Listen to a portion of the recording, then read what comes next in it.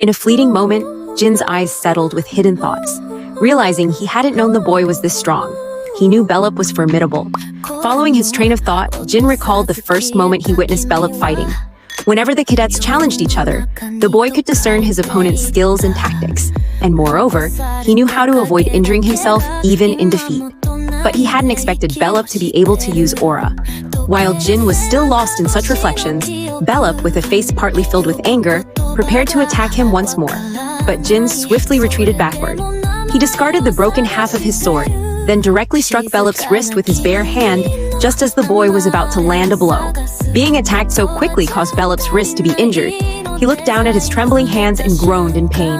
Then, unexpectedly, something flashed across his vision, followed by the clanging sound of metal colliding. The situation reversed once again, as at that very moment, Belop was now clamped tightly around the neck by Jin's hand. Belop still tried to resist by pulling Jin's arm away, but he couldn't break free. Seeing that Belop was gradually tiring, Jin released him and stepped back, not to observe him better, but to make Belop drop his guard. Meanwhile, Belop knelt on the ground, his body shaking as he breathed heavily. "Why did you stop, sir? You said you wanted to fight to the end, so you should have finished the match. Do you find joy in toying with others?" Jin looked at Belop, who was hurling angry words at him, with a touch of melancholy, then asked back, "Is that how people see me?" Belop, unable to control himself, snapped his head up and shouted, "Then why?" Jin explained lightly, but provocatively, "The way you act also pains me more than you think." Hearing this, Belop clenched his fists, still harboring some anger in his noble heart.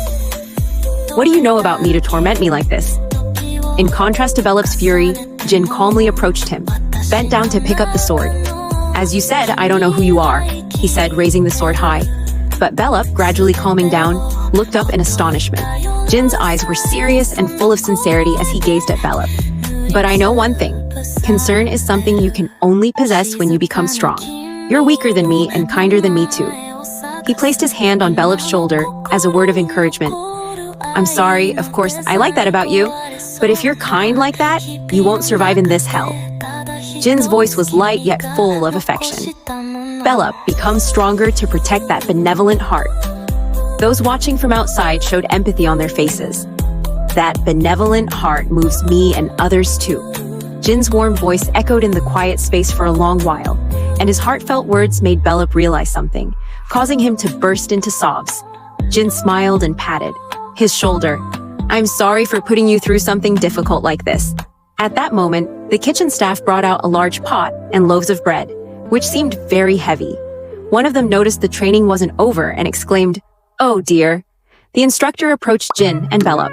"The training isn't finished yet. We'll come back later."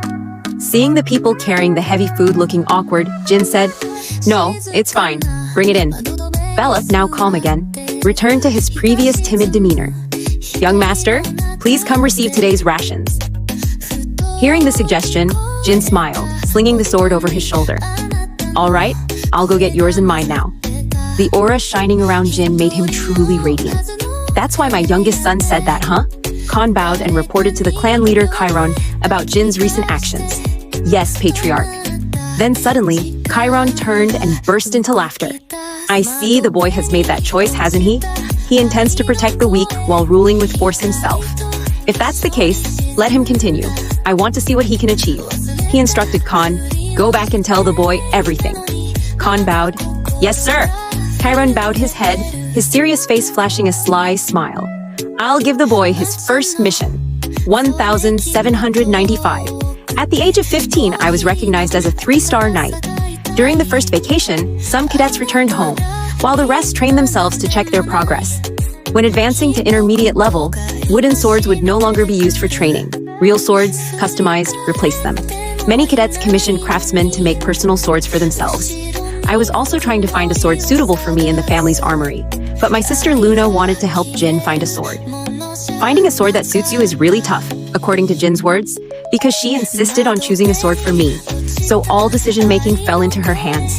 Jin leaned against the wall, recalling that day a month ago when Luna had tormented him to secure the right to choose the sword for herself. "Jin, please let me choose the sword for you." Then he hung his head, consoling himself. "Oh well, she has a better eye for weapons than I do, so the sword she picks will probably suit me." Interrupting his thoughts, Luna emerged from the treasury room carrying a massive sword. Jin looked at it, his face frozen in disbelief. Luna looked at Jin confidently and introduced it.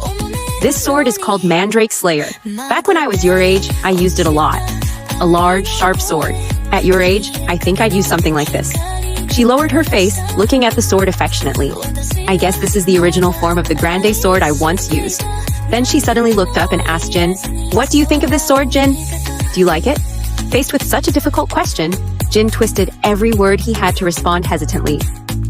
Sister Luna, I really appreciate you helping me choose a sword, but I don't think this sword suits me. Hearing that, Luna showed a clearly sad face, as she had put a lot of effort into selecting a sword for her little brother. I see. It's okay. I was just kidding. Jin looked at Luna's mood and thought to himself, I don't think she was kidding. Luna swung the sword and commented, but Mandrake Slayer is really a good sword. It's a bit heavy, but not too much. She glanced sharply at the sword lying on the ground and sighed. Luna said reluctantly, All right, as you wish. I'll choose another sword for you. Jin, hearing that, secretly breathed a sigh of relief. Luna said as she pushed open the treasury door, I really put a lot of my own effort into choosing a sword for you. Luna led Jin into the treasury sincerely. A sword that only you can use, and this is my choice. Seeing the sword Luna picked up, Jin was a bit surprised because I had also chosen Barasada from the start, so she thought this would be the most suitable sword for you. Jin watched as Luna slowly drew the sword from its sheath, thinking to himself, this sword is the one connected to the Barasada that the first clan leader used, Bradamante. Jin held the Bradamante with a delighted expression. You like this sword, don't you? Jin replied immediately. Yes, this is truly the most special sword among thousands of excellent ones. Jin lowered his face, looking at the sword in his hand, thinking to himself, this is the sword I told myself I must obtain by any means. I didn't expect her to choose Bradamante for me. Both Bradamante and Barasada are very suitable for using shadow energy. If I had chosen this sword myself, others would surely object and force me to give it up. Jin was very grateful to Sister Luna for choosing this sword for him. This Bradamante is something all our siblings wanted, so I don't know how to repay you for choosing it for me. Luna, hearing that, responded, That sounds a bit off, Jin. I guess you still haven't let down your guard with me, right? She lowered her face with a hint of sadness. I'm a bit disappointed. Jin waved his hands in denial. No, not at all. I mean it sincerely. Luna stepped closer to Jin, pointing. Is that so? But I'm really disappointed, so soothe this little disappointed heart. Jin was confused. What? Then Luna demanded. Close your eyes, Jin. We'll start training. All right. Do you know what I'm talking about? Yes. Sister Luna, that's good, but today I still have something to teach you. Jin, hearing that, was surprised. What? Luna placed her hand on Jin's shoulder. Your family may always strive to undermine each other, but they are also the ones who love you unconditionally. She emphasized, remember this in your heart. Then suddenly, she grabbed Jin's shoulder and shouted, startling him into responding. I understand, I'm sorry. Luna switched to a confiding tone, advising, I've lived a lonely life in my own family even before you were born. I've had enough of that, so please understand that I don't want you to go through a life like that. Jin trembled because Luna's hand was still gripping his arm tightly, stammering, I know, Luna. Luna turned cheerfully. All right, then let's start training, Jin. Feel it with all your heart. Soon, Jin returned to his room to show off his sword. Murakhan, what do you think? Expecting praise, but unexpectedly, Murakhan advised in a lecturing tone, return it, kid. You can't master shadow energy yet, so you can't use it. Jin, hearing that, stiffened and responded, What? Murakhan continued, To use Bradamante, you need at least 3-star shadow power, but you're just a 2-star kid. You can't mimic the sword's awakened form. Jin looked at the sword with a doubtful face, then affirmed to himself, I'll reach 3 stars soon, and then I'll use it. Murakhan, hearing that, slammed the book he was reading shut, angrily shouting, Arrogant, aren't you? Listen carefully to what I say, kid. Barasada and Bradamante aren't swords you can use sloppily. At least you need 3-star shadow power. That's the minimum level. Murakhan said while roughly ruffling Jin's hair. Just use ordinary swords and wait until you reach 5-star shadow power. Got it? Jin struggled to get up, but shook off Murakhan's hand and smirked mischievously. You know I'm not the impatient type. In short, if I reach 5-star shadow power this year, it's fine, right? Murakhan, hearing that, veins bulging on his forehead in anger, grabbed Jin's head and gritted his teeth in warning. Even if you rank first in the shadow power test, mastering that power is still utterly ridiculous. I'm saying this for your own good, because it's so absurd that even dogs would laugh at you. If you understand, stop saying ridiculous things. Seeing the old dragon keep scolding him, Jin sneakily reached for the man's book while he was ranting. As he was going on endlessly, Jin picked up the book, acting like he was about to tear it, threatening, "Hey, say that again! What did you say?" Seeing his beloved book threatened, Murakami jumped in shock, angrily cursing. "Damn it, hey, put it down! I said put it down now!" At the same time, Gilly rushed in from outside, calling urgently, "Young master!" Jin, hearing that, turned. "Gilly? What's wrong? Did something happen?" Taking advantage of Jin's distraction, Murakami quickly snatched back his comic. Gilly reported, "Instructor Garen is looking for you. He was supposed to come here himself, but he said he needs to look at the map while discussing the strategy summary with you, so he needs you to go there." Murakami sat on the floor, hugging the book and crying in relief. Oh, my beloved comic. Jin focused on listening to Gilly, then wondered to himself, strategy? Gilly seriously replied, "Yes, Instructor Garen has assigned your first mission. After the vacation ends, you'll have to depart immediately." Jin turned, walking while scratching his head. "Is that so? It's about time, I guess. Now that I'm a 3-star swordsman, but departing right after vacation is odd." Gilly followed right behind Jin. "I guess because it's a very difficult mission. Usually, intermediate level missions and above are assigned to them." Jin continued, "Probably because my progress has been recognized, so I've been entrusted with the mission." Jin turned back, confidently signaling with his hand. "I'll go check it out. Gilly, stay here and wait with Murakami." Gilly gently said, "Yes, young master, please go ahead." Arriving at the appointed place, Jin pushed the door open and spoke. "Garen, I heard I've been assigned a mission." Garen, holding the strategy plan in hand, turned to greet. "Hello, young master. Besides you, there are 10 junior cadets receiving the mission too. Everyone will split into 2 teams for the task. This is a search mission in the vicinity of the southern border of the Xin Kingdom." Xin Kingdom? That's near the Beastman's territory, right? It seems close to the area marked as the White Wolf tribe's den too. Jin, hearing that, thought to himself, junior cadets shouldn't be sent to this area. If this is the first mission, it's quite difficult. The execution time is shorter than usual too, Jin thought while reaching out to take the map. "Young master, here's the map and detailed information on the members." After looking it over, everyone was surprised. The team members are cadets with results at the intermediate level, including Bella, whose results are unstable. Could someone have deliberately suggested this? Suggested? If my fight with Bellup was reported to father, then this mission is to test me, I suppose. While thinking, Jin clenched his fist. "All right, father, I'll definitely show you my firm belief." 3 days later, at the southern border. The objective of this mission is to find the Xin Kingdom's heir. We'll set up a camp to guard the center of the southern border. Once we're there and prepared, each team will start searching and share information by sending someone to the camp at set times. During the day, everyone won't call me young master, but commander. The injured stay in the camp to rest. If necessary, hope the scout leader is still alive. Bellup ran to Jin to report the situation. "Commander, Edding has spotted beastmen from the Watertail tribe." Jin, hearing that, calmly pulled his hood. Watertail tribe? Since they're a peaceful tribe that avoids carnivores, we probably won't enter the nearby White Wolf tribe's territory, Jin said while visualizing the beastman's image, then turned to order. "All right, Bellup, since you'll be slowed by the snow, depart 2 hours early and return to Area 13. Bellup saluted, placing his hand on his chest. "Understood, Commander." Jin turned to the others. "The rest search Area 13. Everyone chorused. "Yes, Commander." Then he went aside to observe the beastman, pondering to himself. "I have a bad feeling about this, father. Must have assigned the mission directly, but everything is going too smoothly. Or maybe I misunderstood that he wants to test me with this mission." As he approached the beastman, Jin continued pondering. The beastmen, seeing Jin's group approaching, gathered around. One spoke up. "Everyone." Another holding a fish in hand pointed at Jin. "Looks poor." The beastman holding the fish approached Jin, holding up the fish with trembling hands. "If hungry, take this." Jin bent down close to it. "Thank you. I'll repay you later." Then Jin continued observing and pondering. Outside Area 13 is Beastman land. Junior soldiers wouldn't be a match for them. Jin unfolded the strategy map and continued thinking. "I don't need to push myself just for results. I'll spend the next 3 days confirming the searched areas." Suddenly, an urgent call interrupted his thoughts. "Young master!" Bellup ran from afar in panic. "Young master Jin!" Jin turned, worried. "What's wrong, Bellup?" Bellup replied in panic, making Jin freeze. Team 2 was ambushed.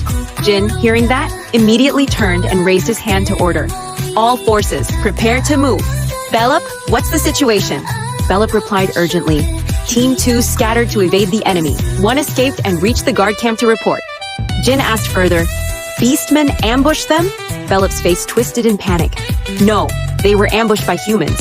Confirmed 3 attackers from Zipful. Just 3? Jin responded seriously. No way.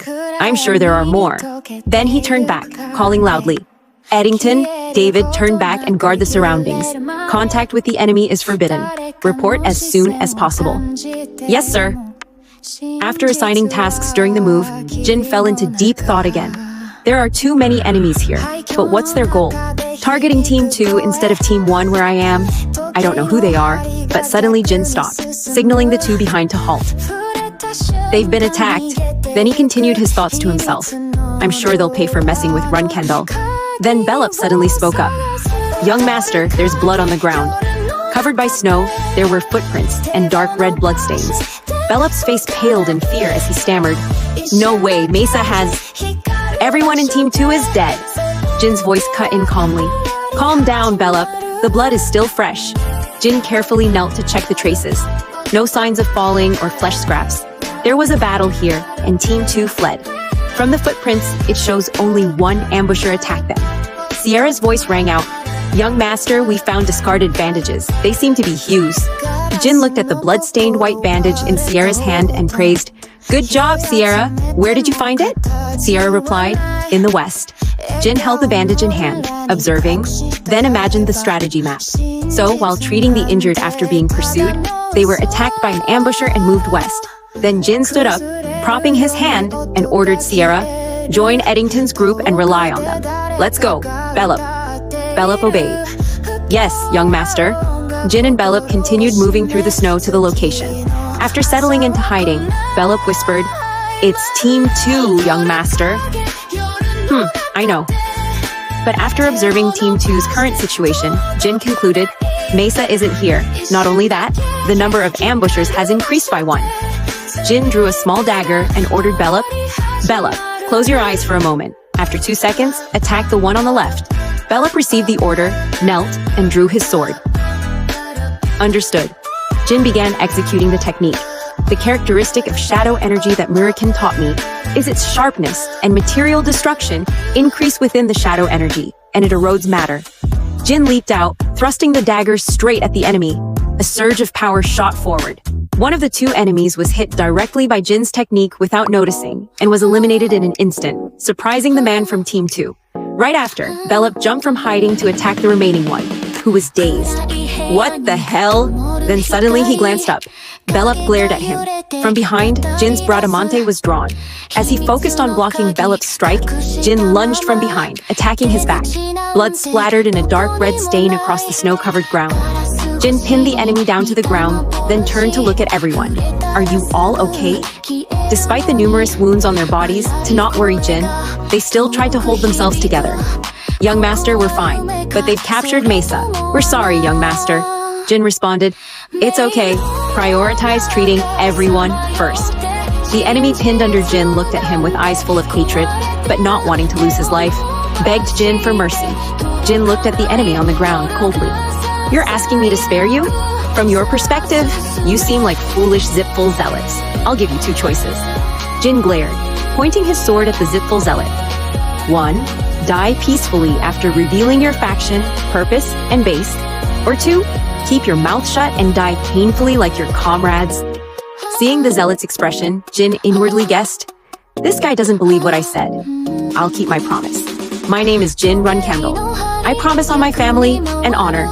Hearing that, the zealot closed his eyes tightly and begged, All right, please spare my family. I belong to a revolutionary group called Kinsalow. Jin doubted. Kinsalow? Jin vaguely remembered something. Kinsalow, you mean? He's from the terrorist organization that operated around the time of my death, the world in chaos when they killed the Zin King and massacred civilians. They call themselves a revolutionary group, but Kinsalow means turning their king into the world's king. Jin was furious. You intend to incite chaos in the Zin Kingdom by killing Runkendall soldiers?